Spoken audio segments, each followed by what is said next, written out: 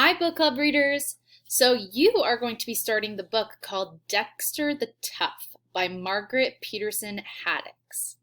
This story is about a first day of school for a boy named Dexter, but he's already mad at the principal and the secretary and the janitor and the kids who laugh at him.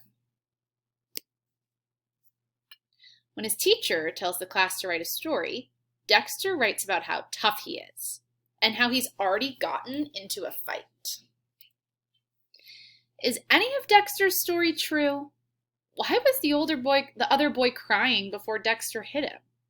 And why would the other boy still want to be Dexter's friend? Even Dexter doesn't know the answer to some of those questions.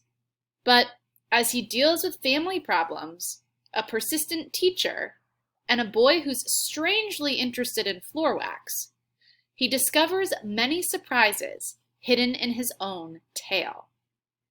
So I'm excited today for you to get started on this new book. As you're reading, make sure you're keeping track of everything that's going on with your character.